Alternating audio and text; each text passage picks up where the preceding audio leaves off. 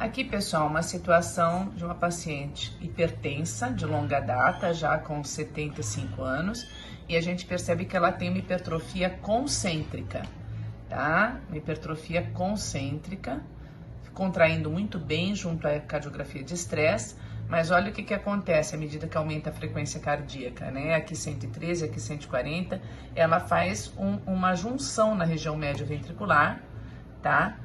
Ali no apical 4 câmaras, e isso gera, essa junção aqui médio ventricular, acaba por lhe gerar um gradiente intracavitário, que ela não tinha, né, em repouso, mas ela começa já a esboçar esse gradiente intraventricular em condições dinâmicas. Então, chegou a 91 milímetros de mercúrio.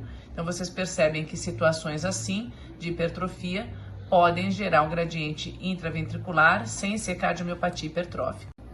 E aqui um caso, aqui sim, de outra paciente idosa, aqui 72 anos de idade, porém com diagnóstico já consolidado de cardiomiopatia hipertrófica septal. A gente percebe aqui o septo deu mais ou menos 19, 20 milímetros e com um brilho acentuado. E ela já tem gradiente dinâmico em via de saída do ventrículo esquerdo de 32 milímetros de mercúrio numa frequência de 55.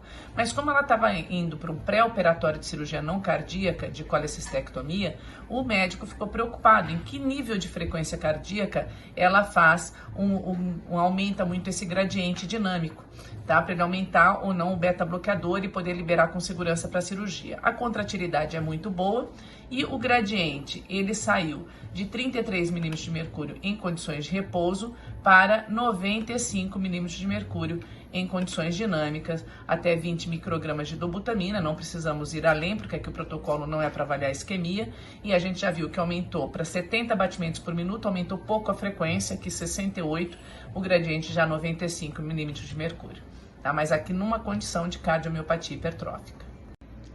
Então, vocês percebem que diagnósticos nem sempre muito simples. O que nos leva a pensar na hipertrófica e na não hipertrófica? Bom, ambos estão hipertrofiados, só que a primeira tem histórico de hipertensão importante a longa data, ambas são idosas, então tem um histórico forte de hipertensão arterial, e ela tem um septo medindo 13 milímetros, né?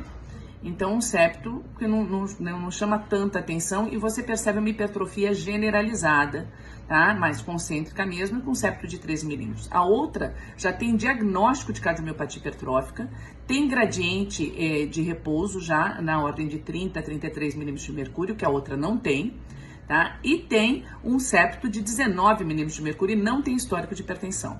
Então, essas coisas fazem diferença. Tá bom? Mas ambas podem gerar gradiente intraventricular, médio ventricular ou em via de saída do ventrículo esquerdo.